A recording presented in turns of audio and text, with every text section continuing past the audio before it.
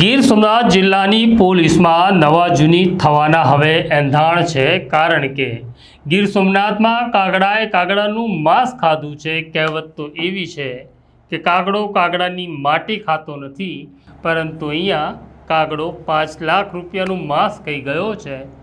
તેની વિગતે વાત કરવી છે।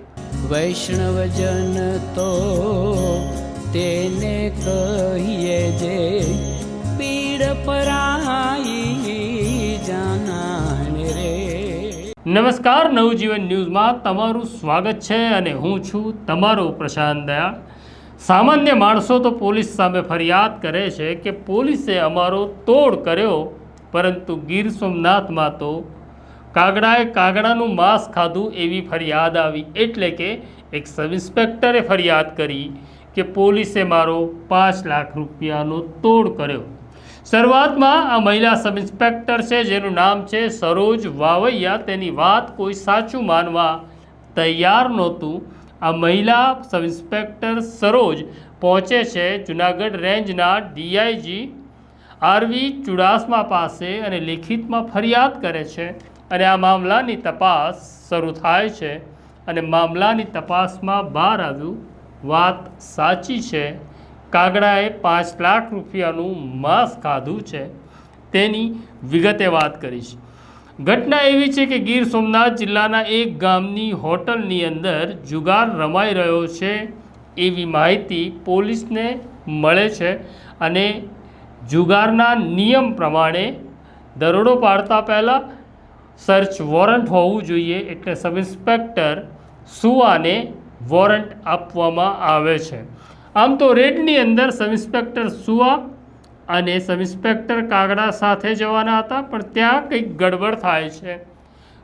સબ ઇન્સ્પેક્ટર કાગડા રેડમાં જતા પહેલાં મારે ગાંધીધામ જવાનું છે એમ કહીને ત્યાંથી રવાના થઈ જાય છે અને પોલીસ હોટલ ઉપર દરોડો પાડે છે। જાણકાર સૂત્રો એવું કહે છે કે જ્યારે સબ ઇન્સ્પેક્ટર સુવાએ દરોડો પાડ્યો તો ત્યાં મહિલા પોલીસ સબ ઇન્સ્પેક્ટર સરોજ વાવૈયા પણ જુગાર રમતા પકડાયા હતા। પણ સવાલ હવે અહીંયા ઊભો થાય છે કે પોલીસની સામે ગુનો દાખલ કરે કે ન કરે। સામાન્ય સંજોગોમાં પોલીસ પોતાના સાથી અધિકારીઓને એટલે કે બ્રધર ઓફિસરને મદદ કરતી હોય છે। કહેવાય છે એવું કે અહીંયા બ્રધર ઓફિસરને મદદ તો થઈ, પણ પછી એક તોડનો પ્લાન નક્કી થાય છે અને એન્ટ્રી થાય છે સબ ઇન્સ્પેક્ટર જેવલિયાની। સબ ઇન્સ્પેક્ટર જેવલિયા આમ તો લીવ રિઝર્વમાં હતા, એટલે તેમને કોઈ કામ કરવાનું નહોતું, પણ તેમની એન્ટ્રી થાય છે। આ મહિલા સબ ઇન્સ્પેક્ટરને 6 કલાક સુધી બેસાડી રાખવામાં આવે છે। ભાવતાલ નક્કી થાય છે, આંગળીયામાં 5 લાખ રૂપિયા આવે છે અને જેવલિયા આ 5 લાખ રૂપિયા લે છે એવા પુરાવા રેન્જ ડીઆઈજીએ સોંપેલી તપાસમાં બહાર આવ્યું અને હવે આ મામલાની તપાસ ડીવાયએસપી હિતેશ ધાંધલિયા કરી રહ્યા છે। હિતેશ ધાંધલિયાની ટીમે જે પુરાવા એકત્રિત કર્યા છે તેનો એક રિપોર્ટ થવાનો છે અને રિપોર્ટ ડીઆઈજીને સોંપવાનો છે, તેની પછી કાર્યવાહી થશે। પણ અહીંયા 2 પ્રકારની કાર્યવાહી થવાની છે।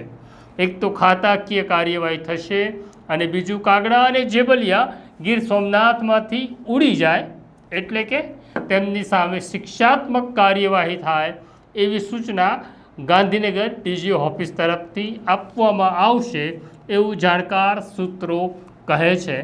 પરંતુ આપણે ત્યાં તો આ પ્રકારના અધિકારીઓને મંત્રી પણ ઓળખતા હોય છે ને સંત્રી પણ ઓળખતા હોય છે, એટલે કોઈ પરવરદિગાર તેમની મદદમાં આવે તો નવાય નહીં। પણ હાલના સંજોગોમાં કહીએ તો જે કાગડાએ કાગડાનું માંસ ખાધું છે એને તો હવે ભગવાન સોમનાથ પણ બચાવી શકે તેમ નથી।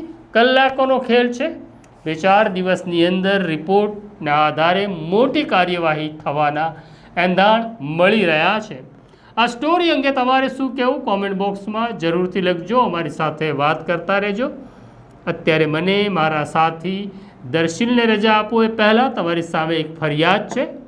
તમે સ્ટોરી જુઓ છો પણ સ્ટોરીને લાઈક કરતા નથી, બેલ આઇકોન દબાવતા નથી, બસ વિનંતી છે અમને સબસ્ક્રાઈબ કરો।